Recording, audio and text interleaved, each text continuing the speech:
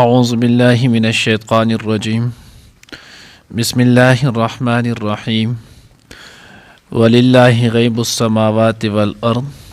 وما أمر الساعة إلا كلمح البصر أو هو أقرب إن الله على كل شيء قدير والله أخرجكم من بطون أمهاتكم لا تعلمون شيئا وجعل لكم السمع والأبصار والأفئدة لعلكم تشكرون ألم يروا إلى الطير مسخرات في جو السماء ما يمسكهن إلا الله إن في ذلك لآيات لقوم يؤمنون. नए दर्स की इंशाअल्लाहुल अज़ीज़ सूरत नहल पारा नंबर 14 रुको नंबर 11 आयात नंबर 77 78 79 درې آیاتونه چې نو هغه ویلې کېږي. اوس دې آیات کې الله جل جلاله چې نو هغه فرمایي چې تمام غیوب سوره چې پټ شیزونه پټ خبرې دي د دې ټولو علم هغه د الله سره دی، کاغه په اسمانونو کې دی او کاغه په ځمکې کې. خو یاد ساتئ دلته د غیب نه مراد هغه دی چې کم د انسان نه پټ وي، ځکه د الله جل جلاله نه چې دی نو هغه څه پټو دا نشتی. الله رب العزت صفت د عالم الغیب والشهاده، هغه د غیب او چې نو هغه شهادت ښکاره ټولو باندې چې دی نو هغه یو شانتي پوه دی، د الله په نسبت باندې څه پټ نشتی. دا کم چې غیب الله پاک وی نو دا زما استاد د مخلوق په اعتبار سره وي، ځکه مخلوق نه بعضې شیزونه چې دی نو هغه پټ دي او بعضې ښکاره دي. نو ځکه الله وی لله غیب السماوات والارض، د الله دپاره د علم د غیب د پټو خبرو د اسمانونو د ځمکې په دې کې چې څه هم کېږي نو دا ټول د الله په علم کې دي. کم چې شوي دي هم د الله په علم کې، کم چې وس دي هم، کم چې آینده کېږي دا ټول د الله په علم کې دي. وما امر الساعة الا كلمح البصر، الله وی چې نو هغه د قیامت معامله د قیامت راتلل دا چې نو هغه نه دي مګر پشان د سترګې درب او هو اقرب، یا د دغې نه هم زیات چې نو هغه نږدې. خو اوس چې نو هغه زمانې په اعتبار سره د دې نه بل نږدې او مختصر انسان ته چې نو بل څه نه ښکاره کېدل. نو خلک وایي چې نو هغه دا کار وکړه، نو چې کله مونږ د تادۍ او تلوار باندې یو کار چاته وایو د هغې نه کنایه کوو نو مونږ وایو داسې وکړه لکه د سترګې د رب په شان،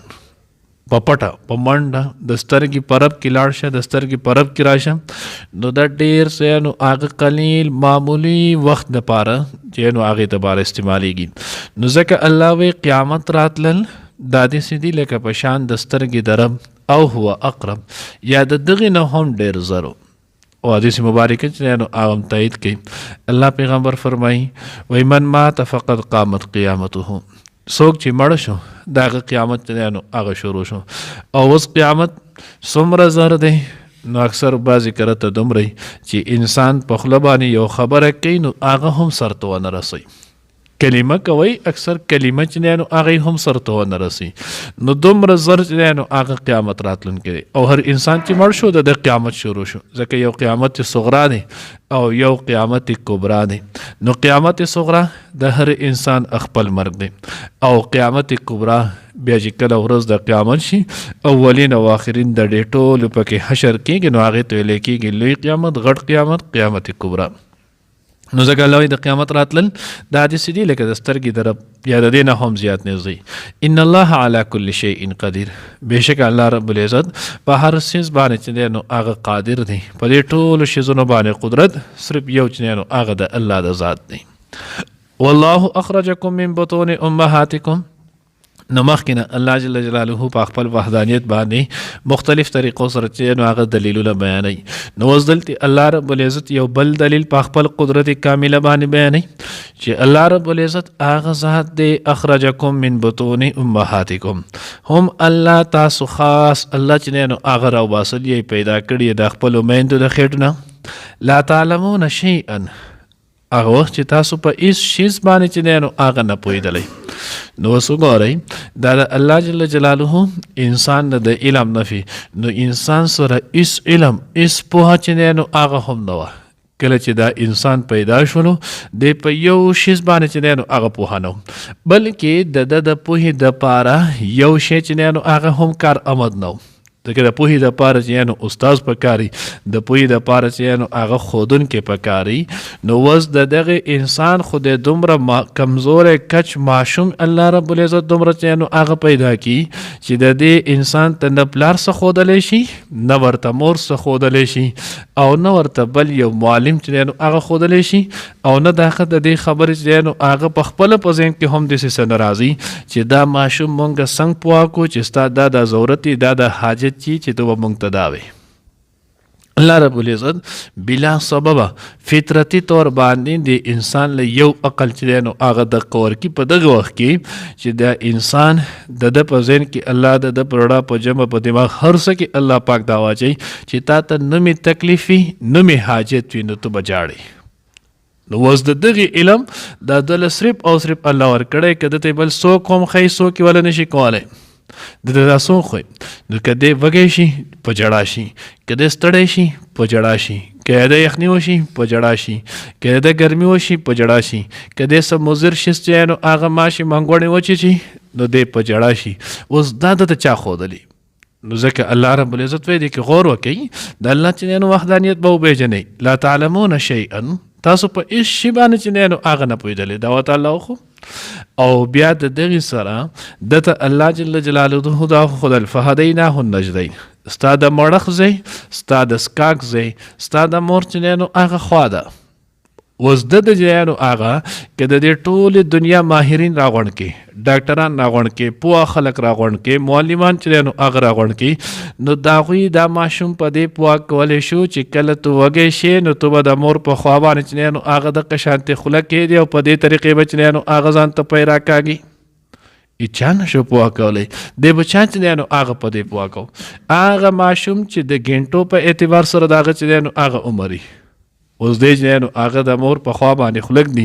دی دا محسوسوي دی په خپلو ورو سره په هغې باندې زور راولي او دا عقل ورته الله وښیي چې په دې طریقې به اوس تا ته چې نو هغه ستا خوراک میلاویږي او بیا د الله جل جلاله دله دومره شعور هم ورکړي بعضې کرت اکثر چې نو هغه بچی وشي نو په هغې پیو کې څه فرق وي همیشه دپاره نه لږ وخت دپاره کېږي خلک چې نو هغه بیا ځان لټی سودا هم کې برابرېږي نو دی چې کله دغه شانتي نو دا بچی دی ماشوم چې نو هغه خو داسې نه شولی چې دا خراب دی دا زما لپاره چې نو هغه صحتمند نه دي دا زما لپاره نفع بخش نه دی بس دی هغه خواته اچی خوا نه خوري خواته اچی خوا نه خوري خلک پوه شي څه وجه چې نو هغه ده نو الله جل جلاله وایي دا علم لا تعلمون شیئا هېڅ باندې نه پوهېدئ دا پوهه خو تاسو له خدای درکړي وجعل لكم السمع والابصار او بیا الله جل جلاله چې نو تاسو له درکول غوږونه والابصار او سترګې والافئده او زړونه اوس دلته نو الله وایي مونږ بیا غوږونه درکړل نو انسان د علم او د پوهې چې څومره ذرایع دي نو هغه ټولو کې د ټولو نه اولنۍ ذرعیه او د ټولو نه زیات چې انسان ته پوهه حاصلېږي نو هغه په غوږونو حاصلېږي نو دی وجې نه الله رب العزت د ابصار د نظر په مقابله کې چې نو هغه سترګې مخکې کړې ځکه ډېر کله تاسو وګورئ په سترګو ړوندې خو په غوږونو چې کله برابر وي د هغه دنیا علم اصلي دنیا پوهه چې دی نو هغه اصلي د دنیا چې دی نو هغه پوهې ډېر شي چې نو هغه حکمت ته رسي نو ځکه الله وایي سمع اول ځکه کله چې ماشوم هم وشي نو د له اول سترګې نه غړېږي خو غوږونه چې دی نو هغه یې کولاوي غوږونه کې چې نو هغه موږ ورته بانګ وایو نه ښی غوږ کې ګس وخت کې چې نو هغه بانګ او اقامت چې نو هغه شي نو د انسان د علم د پوهې ذرایع د ټولو نه بهترین او اولنی شی چې په هغې باندې ډېره پوهه درته حاصلېږي هغه غوږونه دي نو ځکه دا چې نو هغه صحیح استعمال د دې پکار والابصار او بیا د هغې نه وروسته چې نو هغه سترګې دي همدې وجې ده د شپږ میاشتو پورې د شپږو کالو پورې چې د څو پورې اووم کال کې ماشوم داخل شوی نه نو د زیات تر پوهه چې دی نو هغه صرف هسې په اورېدلو او په کتلو باندې زده کوي بیا د دغې نه وروسته چې ته درته خبره ښیې نو دی بیا په خبره پوهېږي د آی پورې دی چې دی نو هغه په خبره نه پوهېږي اوس زموږ چې نو هغه اصلي یو اضافي خبره ده اوس موږ خلک په ډېر مصیبت کې اخته یو خپل بچي مو هم رزوران کړل موږ د 4 کالو 3 کالو 5 کالو ماشوم چې کېږي 4 کال خو زموږ تقریبا ټول جواد شو ماشوم به ډایرکټ سکول ته لېږلی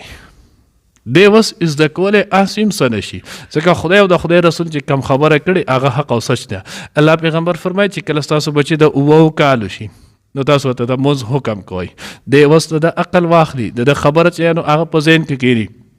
نو دلته اکثر هم رالیږي او بیا د هغه په هېڅ هم نه د هغه عاجز وجود چې نو هغه ونیولی شي د ټک هم نه او پوهېږي هم نه. نو سکول والا چې دی نو هغه ول وسره کړی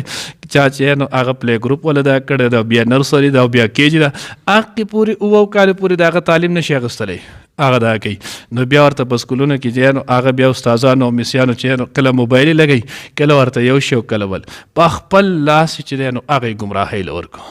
نو چې د هغه په لاس ورته موبایل او قصې او دا شیزونه کوي نو په خپل یې ولې تربیت چې نو هغه نه کوي د دغې باندې چې نو عالي والافئدة او بیا د دغې نه وروسته په زړه باندې د غور او فکر چې نو هغه دا کوي. اوس فلاسفه او ساینسدانان چې دی نو هغه خو دا خبره کوي چې غور او فکر سوچ او سمج دا چې نو هغه د مزغو کار دی، خو قرآن وایي والافئده دا د زړه کار دی. نو صحیح د دماغ لو پکې دخل وي خو د دې مین مرکز چې نو هغه یې زړه دی. زړه چې دی نو هغه غور او فکر او سوچ د مین مرکز چې نو هغه زړه دی ځکه الله ویلی دی او کمې پورې چې ساینس او دا شیزونه د قرآن او د موافق وي احمد نو وسلم موږ ته چې نو هغې موږ منو خو چې کله د دې نه دا کېږي نو اصل مین مرکز چې نو هغې قرآن او حدیث زړی دی او بیا دماغ چې دی نو هغې پکې هم څه نه څه دخل شته لعلکم تشکرون. الله د پاره د دې چې تاسو شکر ادا کړئ. الم یرو الی الطیر مسخرات فی جو السماء الله ای دوی نه دي کتلی دا اوس د خدای په وحدانیت باندې چې نو هغه د خدای په قادر کېدلو باندې بل دلیل چې نو هغه خلات چې نو هغې ته طیر مارغو ته چې نو هغه نه ګوري مسخرات چې د هغه د الله د حکم پابندي فی جو السما د اسمان په فضا کې. اوس دغه مارغۍ حالن کې هوا څومره نرمه ده بیا دی چې نو هغه په هوا په هغې کې الوځي او بیا دغه شانتې د الوتو سره چې نو هغه د مرغۍ وجود چې نو هغه سوره دروند بیا به کې بعضې کچې خو بعضې به کې ډېرې غټې غټې مرغۍ هم وي د هغې چې نو په کیلوګانو وزن وي اوس الن کې او د هوا کار دا دی چې د هغه نرمه ده او ثقیل شیزو درون وزني شیز چې نو هغه په هغې کې ښکته راځي او دی پکې ببره چې نو هغه پرواز کوي ځي. کعب احبار رحمت الله علیه فرمایي وایي چې نو هغه 12 میله چې دی نو هغه مارغه په هوا کې برتلی شي دی چې نو هغه داسې رواني په بره چې نو هغه پکې ځي او بیا الله وایي دی چې نو هغه په دې اسمان کې سره د دغه ثقل والي سره د درنوالي دی په اسمان کې به بره ځي په هوا کې چې نو هغه وي ښکته چې نو هغه نه رارتاویږي او بیا تاسو خیال کړئ کله چې نو سپرلي دا موسم شي نو دا مرغۍ په سیل باندې بیا ځي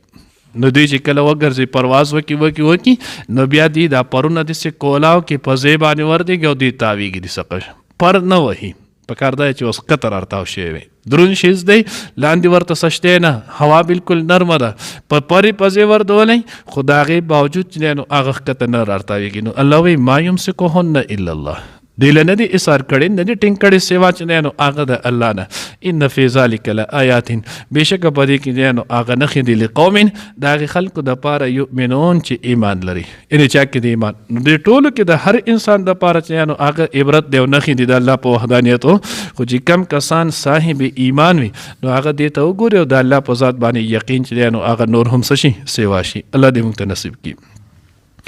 ولله او د الله د پاره غیب السماوات پټي خبرې یعنی علم د پټو د اسمانونو او د ځمکې دی والارض او د ځمکې وما امر الساعه او نه دی خبر راتلل د قیامت الا کلمح البصر مگر په شان د رب د سترګې او هو اقرب یداغین هم ډیر زر. ان الله بشک الله پاک علی کل شیء پارشز باندې قادر دی والله اخرجکم او الله را وستل یې تاسو من بطون امهاتکم لخیټو د میندو خپلونه لا تعلمون شیئا چې تاسو نه پوهیږئ په څه څیز وجعل لکم السمع او درې کړل تاسو ته چې نو هغه غوږونه والابصار او سترګې والافئده او زړونه لعلکم تشکرون د پاره د دې چې تاسو شکر ادا کړئ.